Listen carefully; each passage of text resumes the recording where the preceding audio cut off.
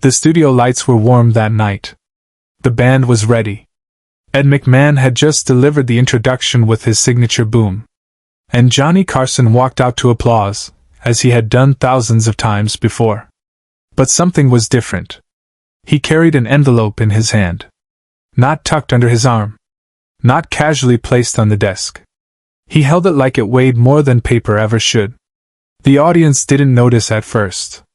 They were still clapping, still settling into their seats, still expecting the monologue, the jokes, the rhythm they had come to trust for nearly 2 decades.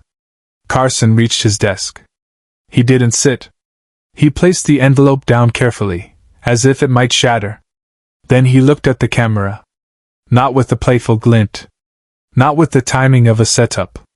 He looked at the camera the way a man looks when he's deciding whether to say something that can't be unsaid. And then he stopped the show. Carson stopped mid-monologue. The entire studio froze. He raised one hand toward Doc Severinsen. The music faded. The laughter died in the throats of the audience. Ed McMahon, standing off to the side, felt his smile falter. Something was wrong. Or maybe something was too right, too raw, too real for a late-night show.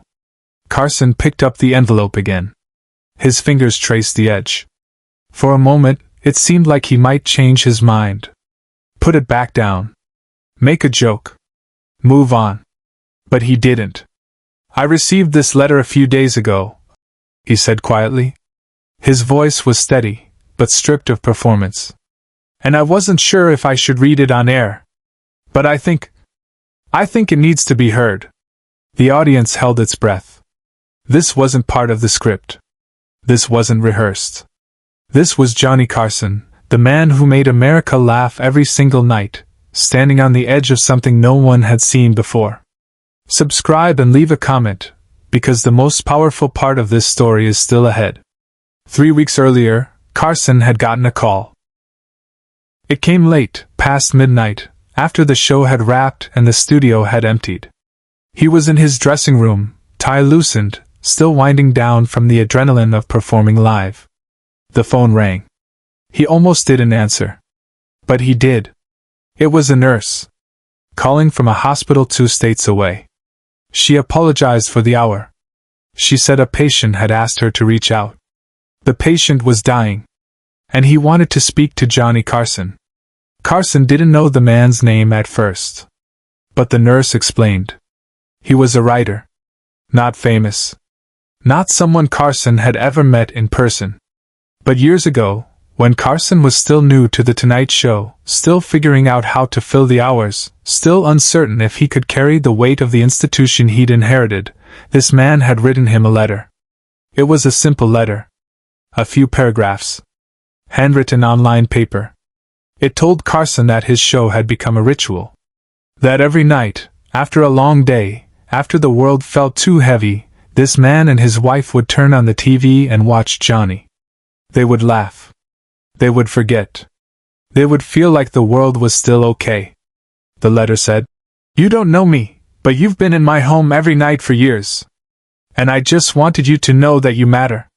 Carson had kept that letter. He didn't keep many. But that one, for some reason, had stayed with him. It lived in a drawer in his dressing room. He read it sometimes, on the hard nights, when the jokes didn't land and the audience felt distant, and the weight of doing this every single night felt crushing. Now, the man who wrote it was dying. And he wanted to say goodbye. Carson flew out the next day. No cameras. No press. Just him. He walked into that hospital room, and he sat beside a man he'd never met but somehow knew. They talked. Not about comedy. Not about television. They talked about life. About what it meant to show up every day. About what it meant to be seen. The man's wife was there. She thanked Carson. She said those nights watching the show had been their refuge. That even now, in the hardest days, they still turned it on. That Carson's voice had become a kind of anchor. Before Carson left, the man handed him another letter. "Sealed," he said. "Read this when I'm gone. And if you think it's right, share it. Not for me. For everyone who feels the same way." 2 weeks later, the man passed away. And now, Johnny Carson stood on the stage of The Tonight Show, holding that letter in his hands. Backstage, he made a choice no producer would have ever allowed. The director had tried to stop him. Gently. Carefully. This wasn't the format. This wasn't what people tuned in for. They wanted laughs. They wanted escape.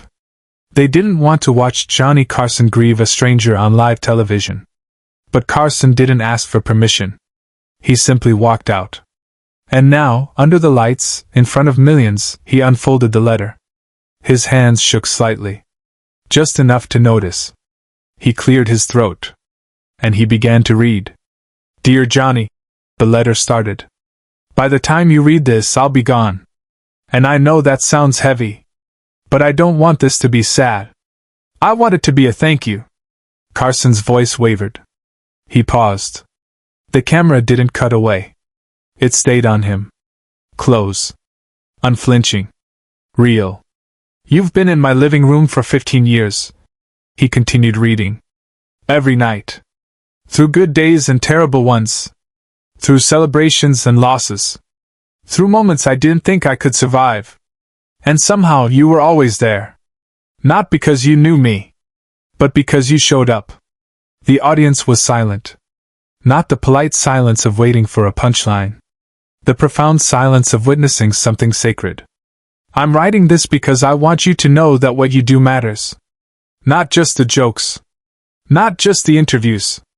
But the constancy. The reliability. The fact that no matter how chaotic the world gets, at 11:30 you're there. And that steadiness, Johnny, that's a gift. Carson stopped. He looked up from the letter. His eyes were wet. He didn't try to hide it. He didn't make a joke to deflect. He just stood there. A man. Holding a letter from another man. Connected by something invisible but undeniable. He wrote this knowing he was dying. Carson said softly, his voice breaking just slightly. And he used his last words to say thank you. Not to me, really. To all of us. For showing up. For trying. For caring. Ed McMahon, off camera, wiped his eyes. Doc Severinsen signaled the band to stay silent. The audience, hundreds of people packed into that studio, sat frozen. Some were crying.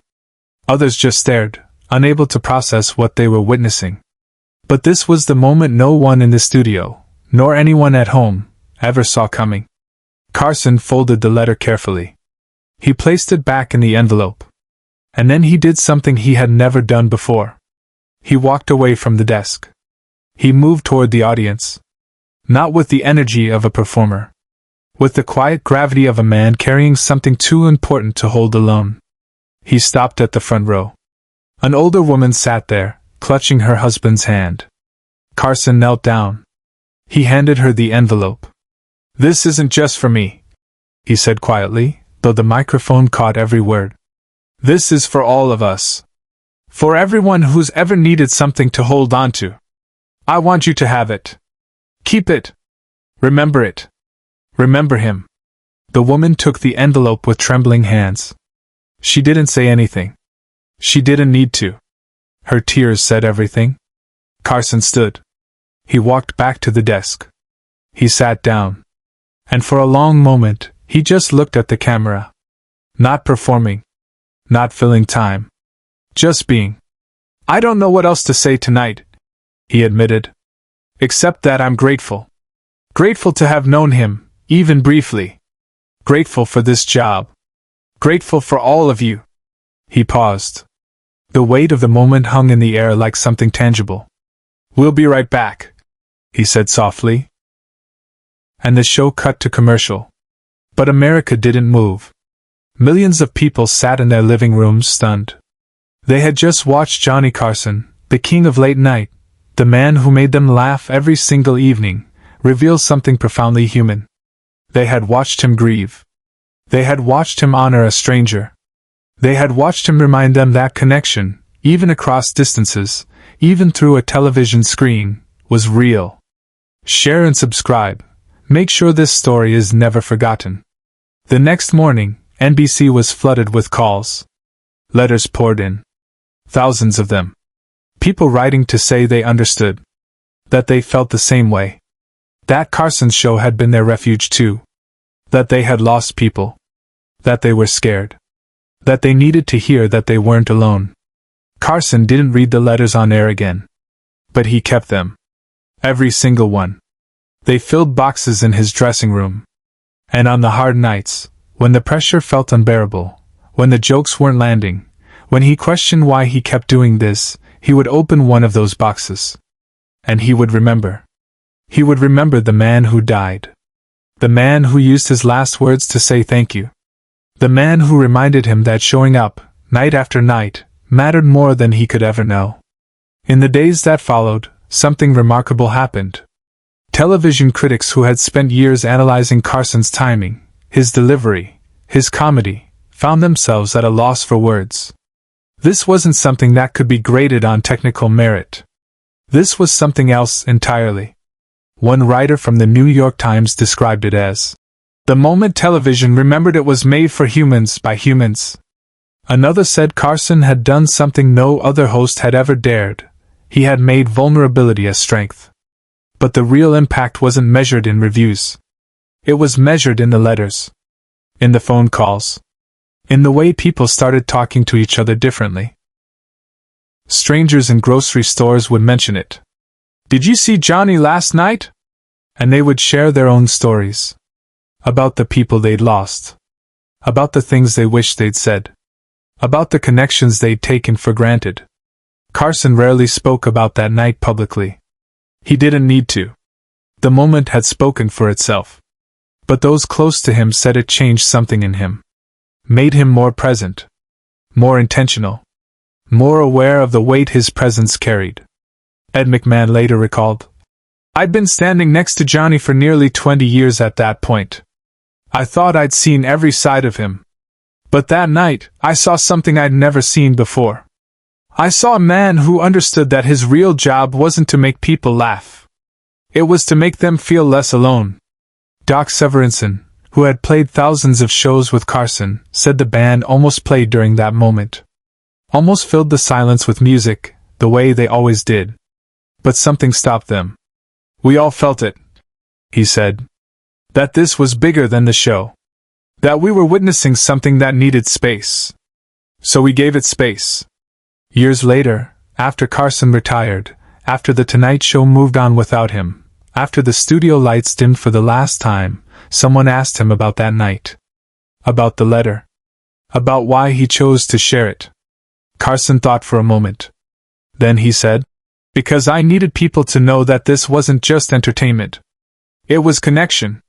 And connection is the most important thing we have." The envelope that Carson gave to the woman in the audience was never returned. But years later, her family donated it to the Smithsonian. It sits now in a temperature-controlled case, preserved as a piece of television history. But it's more than that. It's a reminder. A testament. A symbol of what television can be when it chooses to be human.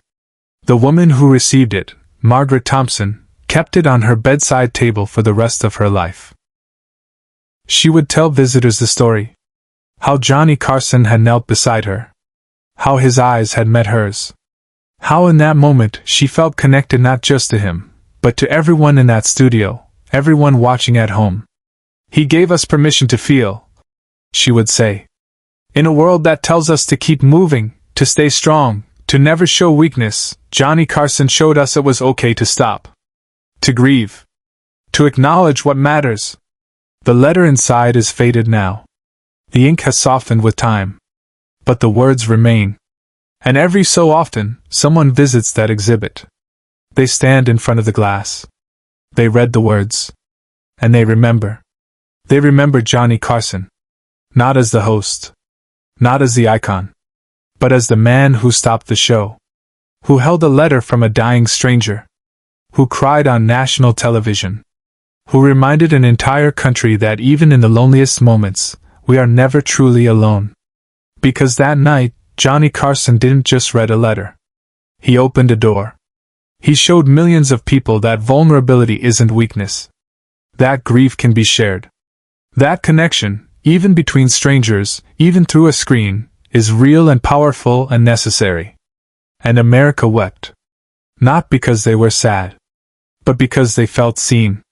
That, more than any joke, more than any interview, more than any monologue, is Johnny Carson's legacy. He made us laugh.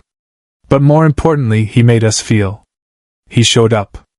Every night. For 30 years. And in doing so, he reminded us that we are all, in our own ways, showing up too. The letter may have been written by one man, but it spoke for millions. And Johnny Carson, in his finest moment, made sure that voice was heard.